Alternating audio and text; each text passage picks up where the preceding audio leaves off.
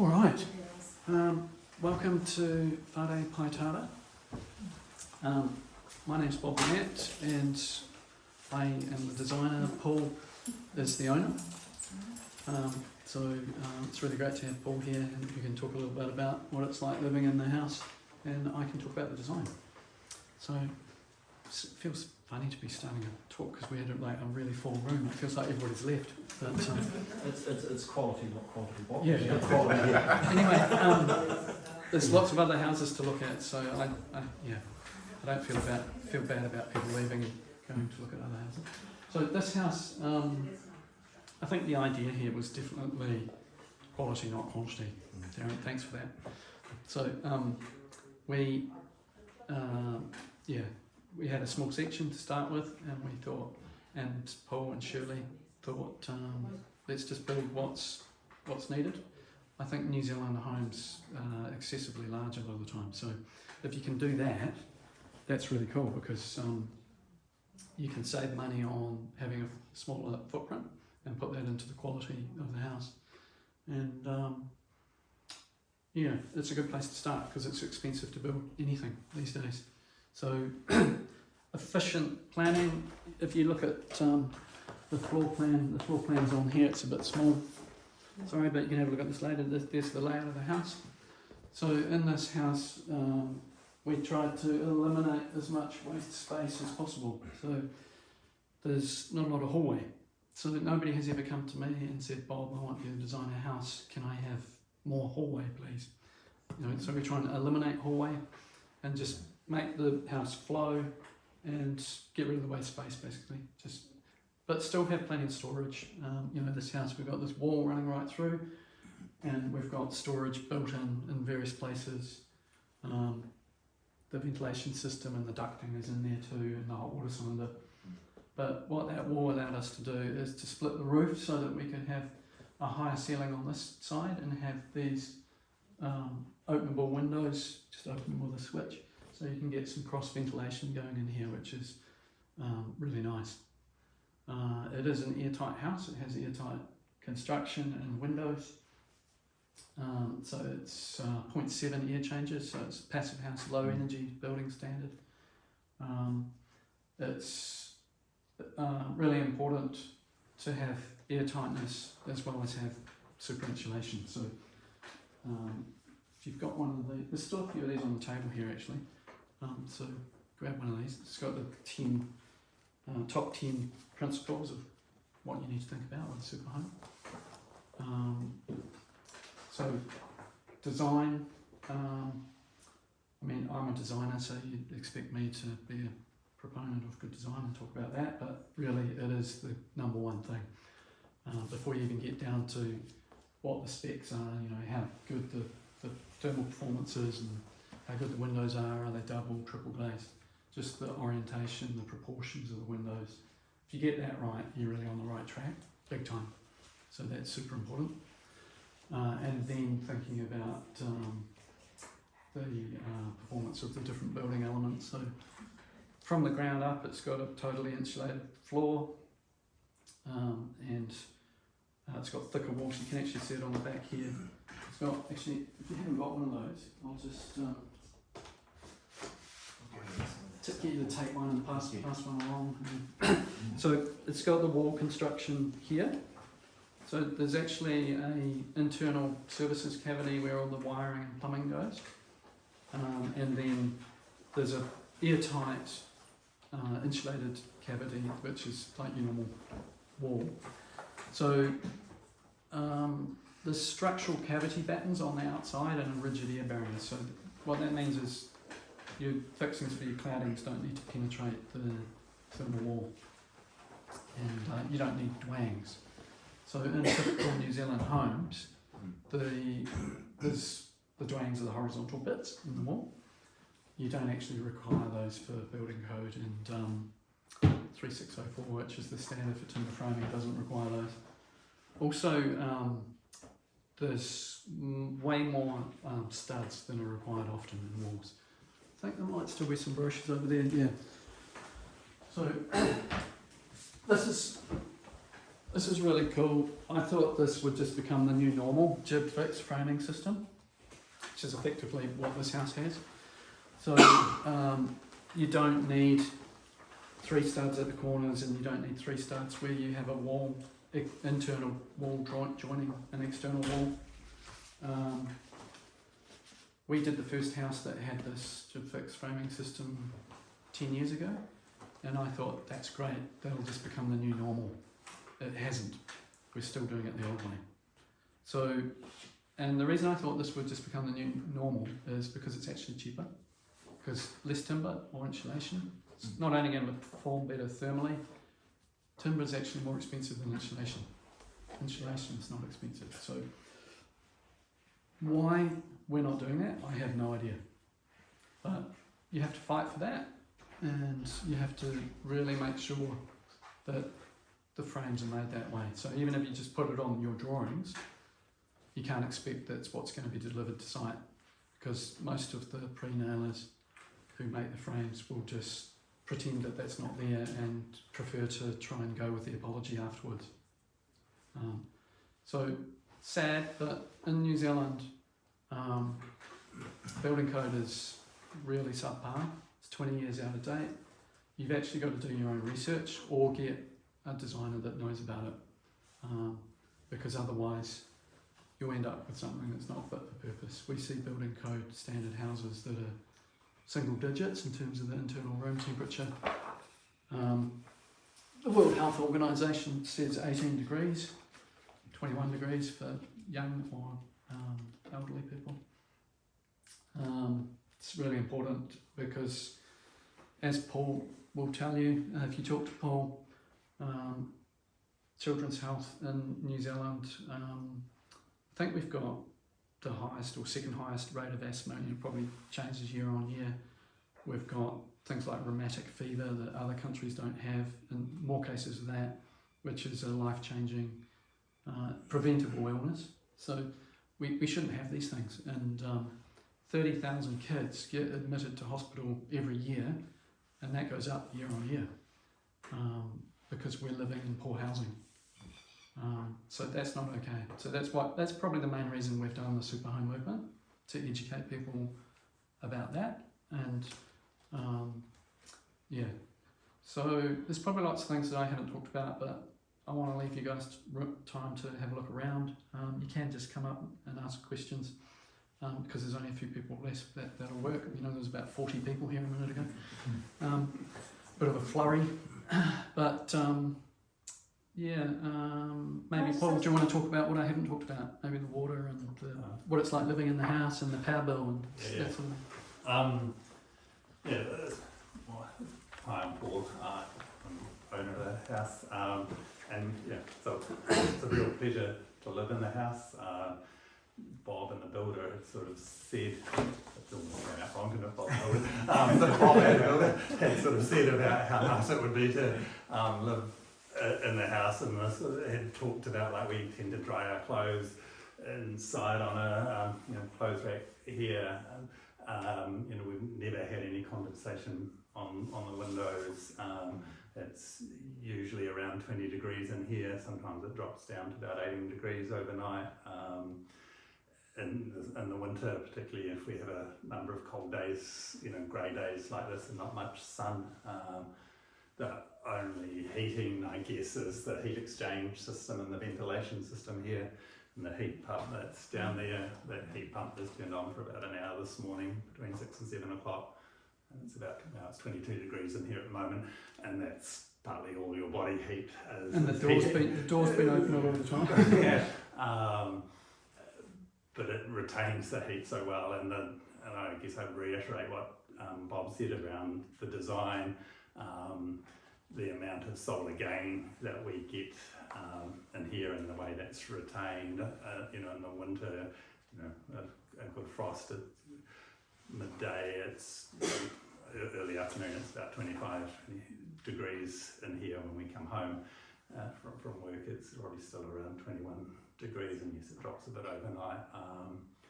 And in the summer, maybe I'll talk about our power bill. Our power bill for the year last year was $150. We have an electric car, so that's charging the car and the house. So we produce more power than we use. So that's one of the issues there. But the house is very cheap to run. The year before, the power bill was $168. So it depends a little bit on the amount of solar gain that we get and how many cold days. But like it is, someone told me you could run a house for $150 a year. I wouldn't have believed them. And a car, but that's how efficient the house is and how nice it is to live in terms of you have no idea how cold it is outside until you go outside, which is a bit of a problem because you get outside and think, actually I need another couple of layers. I actually found that going out to the car before. I forgot to put my jacket on. So very, very nice to live in. We also collect the rainwater here, so there's I think it's 4,000 or 5,000 litre rainwater tank underneath the driveway there that goes through a filter and an ultraviolet light, so our drinking water and our bath water is all rain, shower water, whatever is all, and washing is all rainwater. We are connected to the mains, and so and the tank actually has a thing where it's got to have at least 1,000 litres in it to keep some weight in the tank so it doesn't pop up through the ground. And so when we pay for water, we've never paid for water, so we might be using a little bit of mains water, but not enough to be charged anything for it.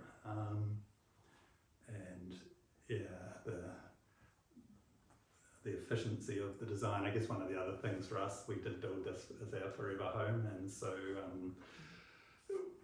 it was sort of decided not to compromise on the sort of the core stuff that you can't see around the insulation and the windows and and said, well, if we've got to compromise stuff, we'll compromise on the appliances and things that we can replace later.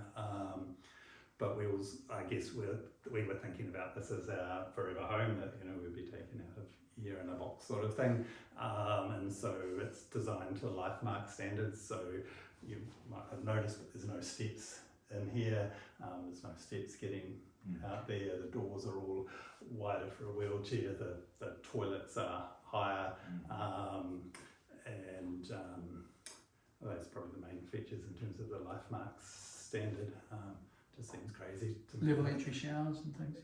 Level entry showers and the studs in the shower in this room have been built so we can put rails in there in the future if we need rails.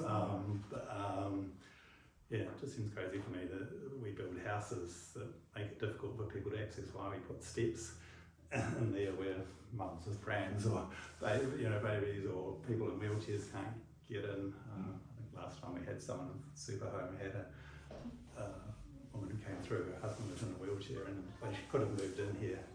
And we seem to build houses that are just not good for access for a lot of people. So I think, and probably the other thing was sort of earthquake standard. We'd lived through the Christchurch earthquakes, and so we wanted to make sure the house wasn't going to fall down in an earthquake, so it's built to a high standard in terms of earthquakes as well. So there's a whole lot of stuff that you can't see in the building. But I forgot to tell the last group that this is a 5-star Quackstar rated design. Do you want Which to is catch it? up with them and call them back? Or? No, those poor people, they don't know. But that was something that I came up with the idea for that after the earthquake. So I teamed up with an earthquake engineering guru and Dr. David Hopkins, and he created a rating tool. So it's just a website, so you can check your house and how good it's going to be in an earthquake. Quakestar.org.nz. So not everybody thinks about that, but people that have had, like Paul and myself, we've had bad experience in the earthquakes. It's important. And just giving the right amount of structural wall bracing is the key with that. So when you're thinking about the proportions, orientation of the windows, you're also thinking about structurally how good is it going to be in an earthquake. So it's quite quite an integrated process. Feel free to have a look around and ask any questions. Can I just ask you, oh sorry, Sorry, go ahead. the stonework, is that purely aesthetic, or is that? Pretty much, although, you know, it is a veneer, so it's only sort of this thick stuck on. So there's, I mean, there might be a little bit of thermal mass, but not much. So people think there's like a heat sink, but it's not. Yeah. So it's really, So I looked at it and I was wondering, you know, it's suspended above the ground. So.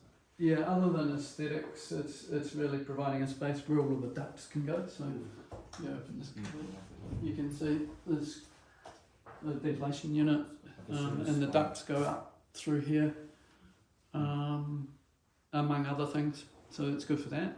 But it also just allows us to split the roof, so we've got these high level windows, which is quite cool. So, The LED, is it LED, the lighting? yes. And is it a special colour that doesn't give you degeneration in your eyes, or is it just standard stuff?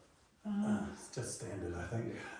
Yeah, to be honest, we. And to, I'm not sure which switch to press here. when, Yeah. when they wear out equipment that the manufacturer says they're going to, how easy is it to change them, to fix them? To be honest, we don't use them.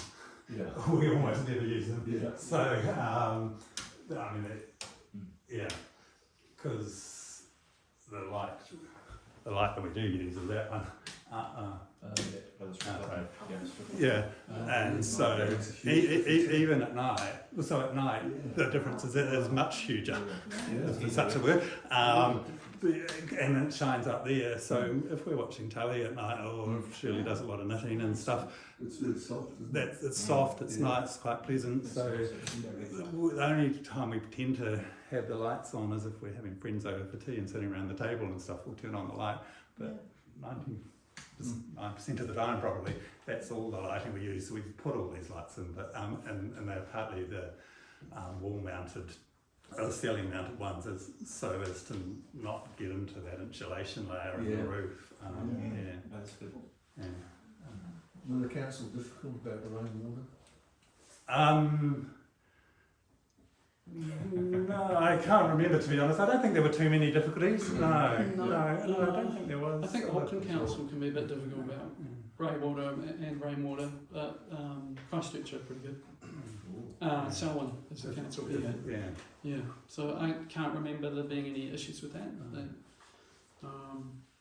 So when we do things that are new, we normally talk to the council about it beforehand, so that they're not getting a set of plans and going, what the heck is this? They understand it, so we talk it through. Yeah. And there is some, there's the filter and the ultraviolet light thing has to be replaced every year, so there's a bit of a cost to that, and there's some filters for the ventilation system, so a bit of cost to that, but it's still. So your holding tank underneath the driveway, that's obviously SED, so that'll be covered by engineers and all this. That's why we're okay with it, Yeah. for sure. Yeah, and it's a one special one that's designed to be underground, so. I just wanted to ask a question about the insulated wallboard. What is the material that's used? What is it made of? I can't remember actually. I think it's either we either use Terralana, which is wool, or Knauf. I think this one, or sometimes it's a combination depending on where it is. This has got a combination. Yeah. So we've got 50mm XPS underneath the concrete. Oh no, 100mm XPS, EPS, which is basically polystyrene underneath the floor. We've got Knauf, which is they call it glass wall, but it's not wall. It's actually fiberglass in the wall, and we've got some of the house has Jetstream Max, which is a blown-in insulation, and where we needed a higher R value, that just gets blown in, and there's no gaps, so that's really good. Yeah. So is there any option for any sort of sustainable natural products used in that way? You can use Terralana, which is wool, but it's not entirely wool. It's got it's a wool polyester blend because it needs some polyester to maintain